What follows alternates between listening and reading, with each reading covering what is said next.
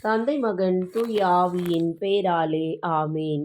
இன்று நான் வழங்கப் போகும் செய்தி என்னவென்றால், இறைவன் மனிதனை தம் சாயலாய் ஏன் உருவாக்கினார்?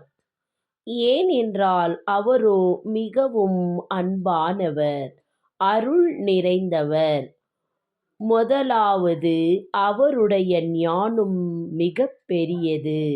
அந்த ஞானத்தை நாம் பார்க்கும்போது, இறைவனோ அவர் உண்டாக்கிய அனைத்தையும் பார்க்கும் நாம் ஒரு மரத்தைப் படைத்த தேவன், அந்த மரத்தில் நம் தெரிந்து கொள்ளும் விஷயங்கள் அதிக உண்டு.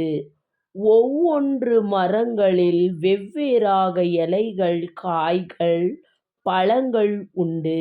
அதை மனிதனோ சிருஷ்டிக்கவும் முடியாது. ஒரு மரத்திலிருந்து ஒரே ஒரு இலையை நாம் பிடுங்கினால் அதை மறுபடியும் அந்த மரத்தில் அதை ஒட்ட வைக்க முடியாது. ஏனென்றால் அது நம்மால் முடியாத காரியம். பாருங்கள், என் இனிய அன்பான பிள்ளைகளே, இறைவனிடத்தில் இருக்கும் அற்புதமான ஞானம், அறிவு நம் சிந்தைக்கு முடியாதது இருக்கிறது.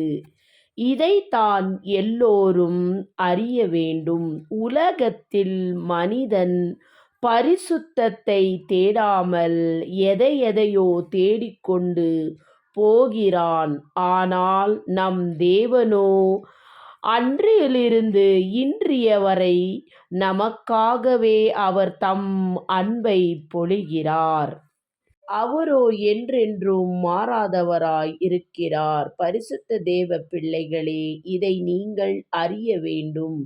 வரப்போகும் புதிய ஆண்டில் நாம் செய்யப்போகும் சகல காரியங்களை ஆலோசிக்க வேண்டும். நாம் ஒருவருக்கு உதவி செய்யாமல் போனாலும் கெடுதல் செய்யாமல் இருப்போம். தொடங்கப் போகும் புதிய நாளில் ஒவ்வொரு நாளிலும் தேவனுக்கு மகிமைப்படும்படிக்கு வாழ்வோம். அவரைப் போல் நாமும் மற்றவர்களின் மீது அன்பு கூறுவோம். அவரை வாழ்த்துவோம். அவர் வார்த்தைகளை நினைத்து அவர் வழியில் நடப்போம். ஆமேன்.